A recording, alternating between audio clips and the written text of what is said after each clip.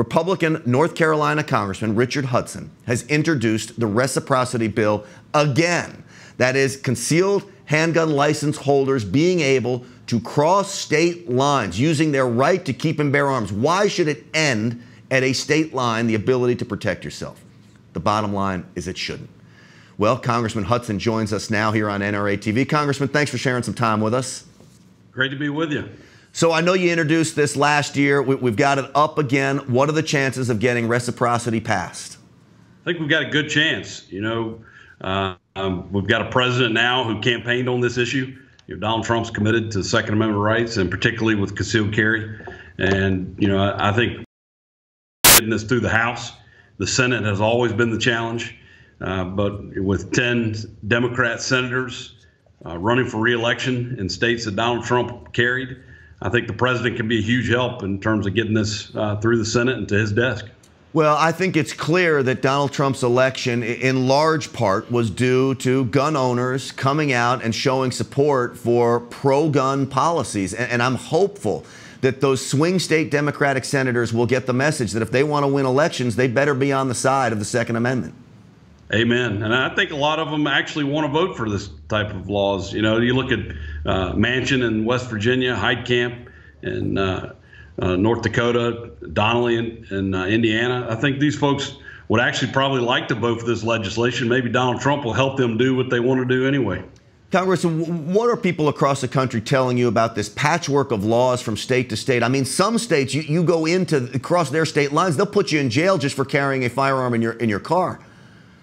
Absolutely. And, you know, the worst story that we've heard a few years ago was the single mother in South Philly who had been robbed twice. She worked in a job that required her to be out late at night. She'd been victimized twice, and so she went and got a concealed carry permit. A few weeks later was driving across the state line into New Jersey.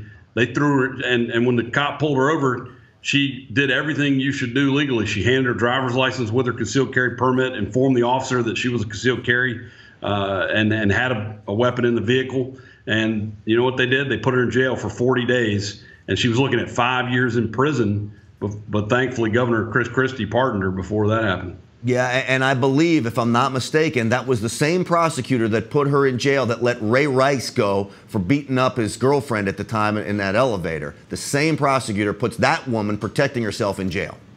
Exactly right. And that's why it's so important we get this concealed carry reciprocity done, is to protect law-abiding citizens who are trying to do the right thing from prosecutors like this who, you know, we all know Ray Rice knocked out his girlfriend and got a slap on the wrist. This was a liberal with a beef, and we've got to protect law-abiding citizens. Hey, Congressman Hudson, I know you are on Donald Trump's Second Amendment coalition in Congress. What's some of the other work that you're going to be trying to do? Well, I've focused very narrowly on this particular issue, but there's a whole lot of issues that are important to those of us that care about the Second Amendment, whether it's the ability to have sound reduction devices on our weapons. You know, there's a whole lot of issues being able to travel and transport your weapons through airports. I mean, there's a lot of issues out there where you've got activist liberals trying to infringe on our rights that we need to stand up to, and I'm excited about what we can achieve with President Donald Trump. Do you think the Democrats that are standing up against you are playing this game for their constituents, or do they actually have a hatred towards firearms and people who own guns? You know, it's hard to say, and it may vary from person to person, but most of the opposition that we face, I think, is ignorance driven by liberals who try to make people afraid. You know, you hear the emotional arguments of, you know, if all these people carrying guns, you know, what's going to happen? But if you look at the real evidence in states where concealed carry, even in states like Vermont, where you don't even need a permit, whereby they recognize the fact that we all probably believe, I certainly believe, that you have a God-given right to carry a weapon any way you want. But in a state like Vermont, where you don't have to have a permit, as more people have started carrying concealed, we've seen less crime. And so the facts, even using the FBI's crime statistics, don't bear out these fear-mongering that we hear from the left. But there's a lot of emotion there. And so we've just got to use the facts, and we've got to do a good job of messaging to the American people. You know, I saw a statistic from the Crime Prevention Research Center that concealed handgun license holders commit crimes at a lower rate than police officers. And the rate that police officers commit crimes is less than 0.01%. So you're talking about some of the safest people on earth, and research has proven that you are safer when CHL holders are around you. So I'm hopeful you're successful getting this bill through.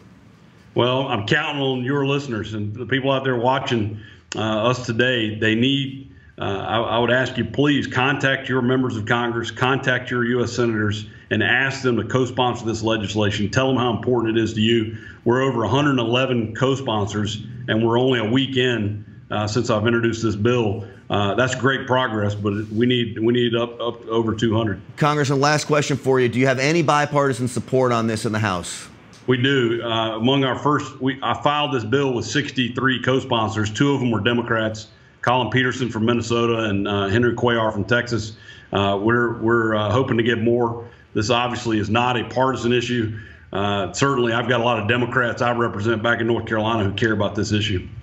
Well, Congressman Hudson, we appreciate the work you're doing there. We appreciate you sharing some time with us. It's busy times in Washington, but some exciting times as well.